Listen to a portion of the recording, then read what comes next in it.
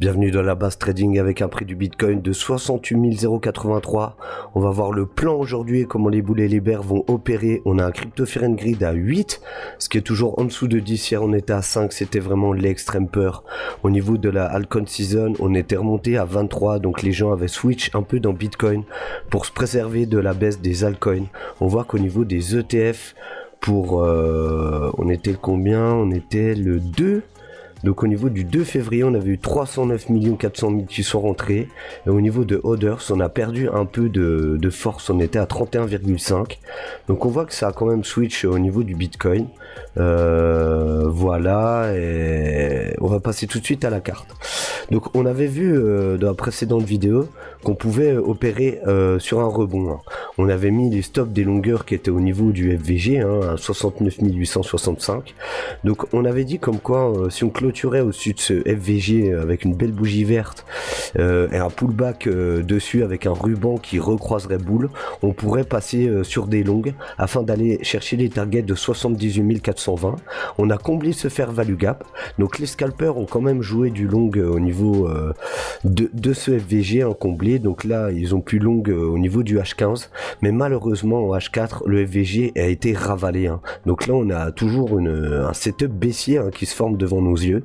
On a un order block de vente et on repasse sous cette zone. Donc simplement on va aller voir après les liquidations, mais pour ceux qui veulent shorter et suivre toujours la tendance baissière du Bitcoin, on pourrait toujours shorter au niveau de ce niveau par exemple, ou s'il revient dans le ruban. Donc on va mettre à ce niveau avec un setup short qui pourra opérer comme ça pour aller ensuite au 0,618 qu'on n'a pas tapé sur Bitcoin. On attend cette zone, on l'a noté, c'est les 57 754. Donc voilà, on a encore la fin d'un bloc, une zone, ça nous ferait un risque de 3,25 pour 1. Donc là maintenant ça reste à voir, c'est vraiment un but éducatif. Moi je vais pas trader parce que on est potentiellement dans une zone de combat. Actuellement si cette zone tient, ça pourrait être seulement un pullback pour rebondir, mais vu que le FVG est comblé, moi je partirais encore plus pour une tendance baissière. On voit qu'en H1 on a une petite structure H1 avec une prolongation de Fibo, on était sur les 3,14 de Fibo, et c'est vrai que ce niveau aurait dû tenir pour les boules. Là on va repasser en croisement baissier et on rentre dans un ratio où on aurait pu potentiellement faire un pullback. Ici on a un order block d'achat au niveau des 66 364, notez bien ce niveau. Je pense que le prix pourra aller là et peut-être opérer un pullback pour descendre, mais si les boules envoient la sauce au niveau de ce prix, pourquoi pas retourner en haut dans le FVG afin d'aller chercher de la liquidité. Maintenant je suis pas trop chaud à longue honnêtement. Donc on avait vu comme qu'on pouvait avoir un rebond clairement pour aller chercher de la liquidité. On l'avait même noté exactement comme ici sur la zone des 76 000 en H4. Je vais vous montrer, on avait clôturé en dessous du ratio et ensuite on a été rechercher de la liquidité et c'est ce qui s'est passé ici.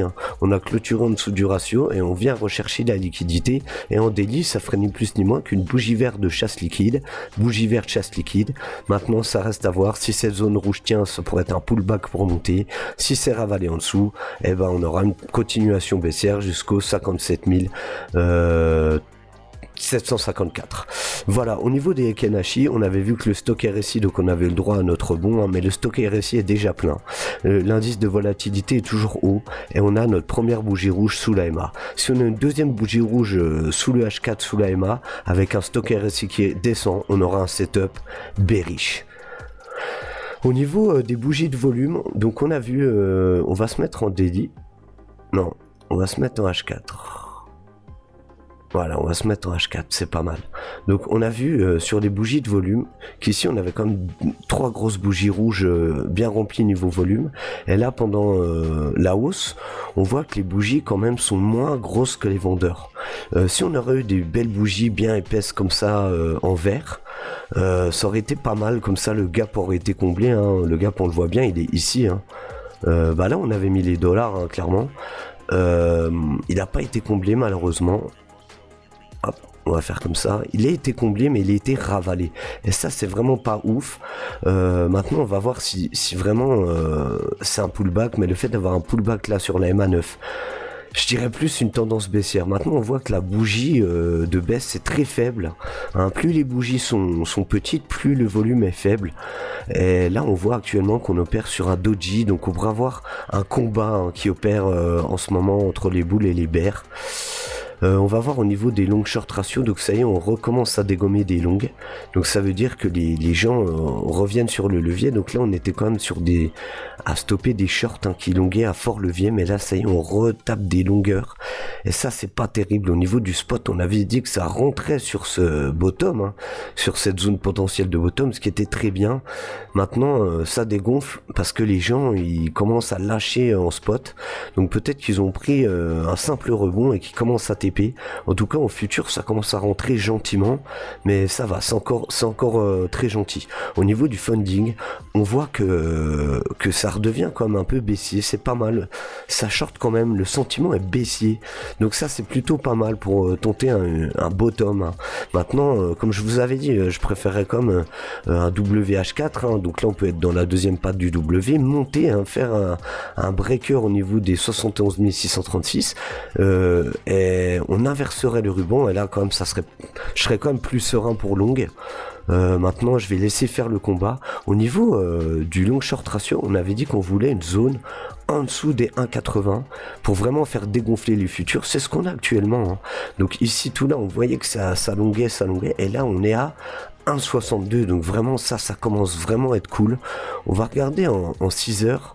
Voilà, là, on commence à être dans des phases un peu plus cool pour latéraliser. Là, on voit, on était à 1,70. Là, on latéralise.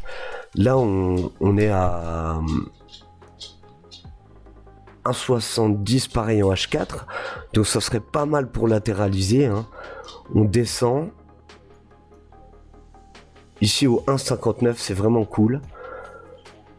Donc, on va voir. On va quand même regarder au niveau du volume profile. On voit que les vendeurs, quand même, ont la main. Ici on a eu une structure en WH1 et là on repasse chez les vendeurs. Donc si les vendeurs repoussent le prix, on n'aura pas de mal à descendre honnêtement. Donc on verra ce qui se passe. On verra ce qui se passe par la suite. Maintenant au niveau des acheteurs, c'est vraiment au-dessus du range.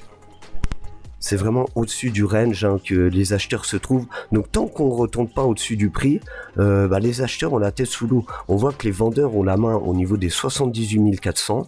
Et là, ils ont la main sur le range. Donc le fait que ça dégonfle, est-ce qu'ils vont changer de biais? C'est eux qui peuvent nous faire changer de biais. Mais là, on voit vraiment que ça vend en millions.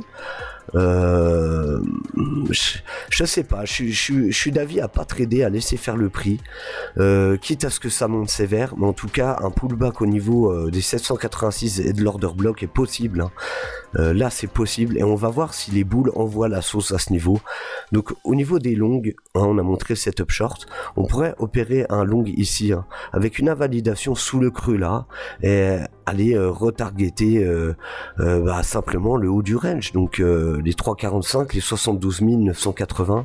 On va regarder au niveau des liquidations, ça se trouve où. Donc on a mis nos zones 72 000, donc on dirait les 73 000 pour TP au niveau des longues. Donc 73 000, on voit qu'on a de la liquidation ici, 73 160, donc ça serait cohérent avec le trade long. Si on a le pullback, par contre, vous avez vu là que les longues à levier, ça longue même plus que les shorts. Donc là, ce serait pour défoncer les shorts. Mais là, franchement, au niveau des longues, ça s'accumule pas mal, jusqu'en bas de la mèche. Ça, c'est pas terrible. Ça, c'est pas terrible. Au niveau du long short, on voit que les shorters rentrent en... Ça y est, c'est plus 70% de long pour 30%.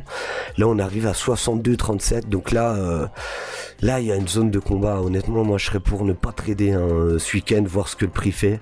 Et au niveau des liquidations, on voit, il y a des grosses bulles au niveau du bas. Et des grosses bulles jusqu'au 74 ici. Donc, pourquoi pas faire un short squeeze avant de descendre? Mais là, on est le week-end. Je vais pas mouiller, honnêtement. Je vais pas mouiller comme sur les précédentes vidéos. On avait annoncé le rebond. On l'a. Maintenant, pourquoi pas laisser faire le prix? On voit quand même qu'on a pas mal de shorts à défoncer. Au niveau du max pain, on va actualiser parce que ça change assez rapidement. On a donc des longues à venir défoncer aux 67 481 jusqu'honnêtement, voilà, le bas, les 65 000. Donc voilà, ça serait vraiment ici, hein, ça serait vraiment jusqu'ici. Donc on va écrire où sont les stops, hein. Voilà, on a les stops, donc juste ici, on va écrire stop long. Voilà, comme maintenant on va souvent faire ça. Et au niveau des shorts, on a les stops qui vont, donc on va prendre vraiment les forts leviers, hein.